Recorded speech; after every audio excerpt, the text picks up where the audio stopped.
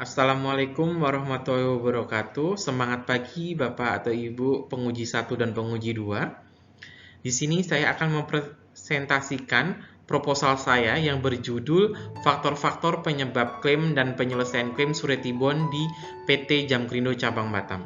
Sebelumnya saya akan memperkenalkan diri. Nama saya Arif Prastio dari jurusan Akuntansi Manajerial. NIM 4112131005 RPL. Dosen pembimbing saya adalah Bapak Dedi Kurniawan. Latar belakangnya adalah pelaksanaan pembangunan Indonesia selalu membutuhkan suatu produk penjaminan untuk memberi jaminan yang bertujuan untuk mengurangi berbagai risiko yang mengancam harta benda dan berbagai kepentingan produk penjaminan, termasuk produk surety bond, untuk memperlancar pelaksanaan atau persyaratan proyek pengadaan barang dan jasa. Perusahaan asuransi atau penjaminan yang dapat menerbitkan surety bond salah satunya adalah PT Jamkrindo yang berdiri sejak tahun 1970. Dan di sini PT Jamkrindo sudah memiliki 56 cabang di seluruh Indonesia. Salah satunya adalah di Kota Batam. PT Jamkrindo di Kota Batam berdiri sejak tahun 2016.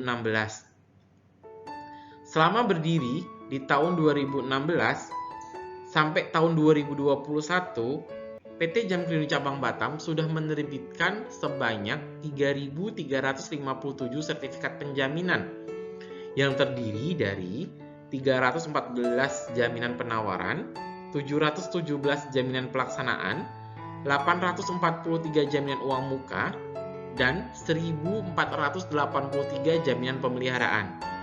Dari 3.357 penjaminan tersebut, terdapat 5 permohonan klaim yang diajukan oblige kepada PT Jamkrindo.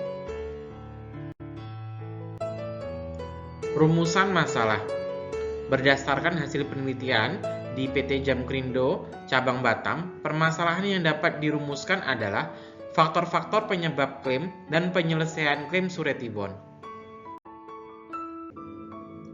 Untuk tujuan penelitian adalah tujuan dari penelitian ini untuk mengetahui faktor-faktor penyebab klaim dan penyelesaian klaim surety bond serta mengetahui bagaimana perhitungan pembayaran klaim surety bond pada PT Jamkrindo Cabang Batam. Data penelitian. Metode penelitian yang digunakan adalah kualitatif. Penelitian kualitatif adalah penelitian yang menggunakan latar ilmiah dengan maksud menafsirkan fenomena yang terjadi. Dengan demikian dapat disimpulkan metode penelitian kualitatif adalah penelitian yang dilakukan guna menginterpretasikan atau memaparkan suatu fenomena yang dilakukan oleh partisipan berdasarkan teori ilmiah yang ada, sehingga pembaca memperoleh gambaran yang konkret terhadap teori dan praktek yang benar. Target populasi dan sampel penelitian. Target populasi dalam penelitian kualitatif tidak menggunakan populasi, karena penelitian kualitatif berangkat dari kasus tertentu yang ada pada situasi sosial tertentu dan hasil kajiannya tidak akan diberlakukan ke populasi, tetapi ditransferkan ke tempat lain pada situasi sosial yang memiliki kesamaan dengan situasi sosial pada kasus yang dipelajari. Sampel penelitian, sampel sumber data dalam penelitian ini adalah di pihak atau staf PT Jamkrindo. Data penelitian. Data yang digunakan dalam penelitian ini adalah data primer. Data primer adalah data yang diperoleh langsung dari hasil pengamatan di lapangan.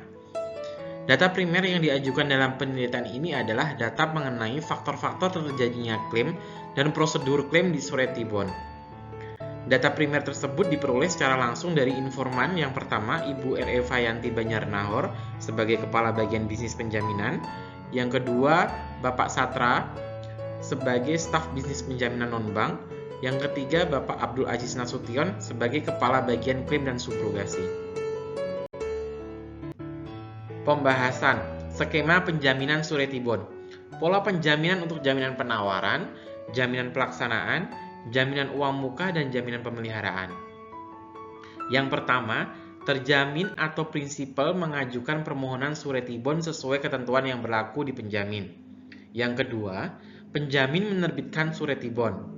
Yang ketiga, terjamin atau prinsipal menyerahkan surety bond kepada penerima jaminan atau oblige. Yang keempat, penerima jaminan atau oblige mengajukan klaim kepada penjamin. Yang kelima, penjamin melakukan pembayaran klaim kepada penerima jaminan atau oblige. Yang keenam, penjamin mengajukan penagihan atas hak tagih penjamin kepada terjamin atau prinsipal, dan terjamin atau prinsipal membayar kepada penjamin. Nah, di sini 4, 5, dan 6 jika terjadi wan prestasi. Pencairan klaim surety bond di PT Jamkrindo. Yang pertama, pengajuan klaim. Pengajuan klaim oleh oblige menggunakan surat permohonan dengan jangka waktu paling lambat 30 hari setelah berakhirnya masa berlaku surety bond.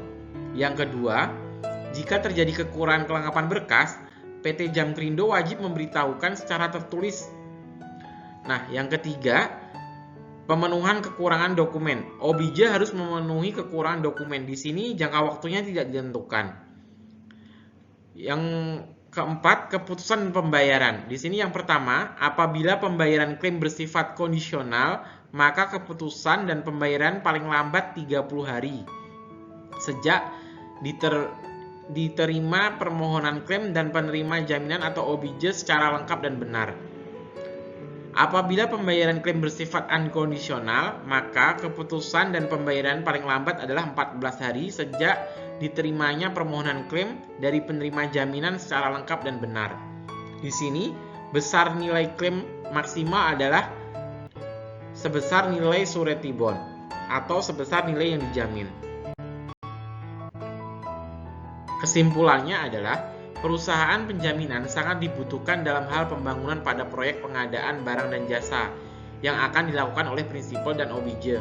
Oblige membutuhkan surety bond sebagai jaminan atau pekerjaan yang dilakukan prinsipal apabila nantinya pekerjaan tersebut mengalami wan prestasi.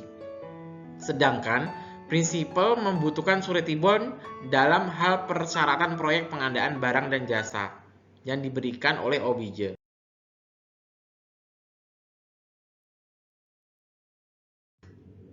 Sekian presentasi dari saya, kurang lebihnya mohon maaf. Wassalamualaikum warahmatullahi wabarakatuh.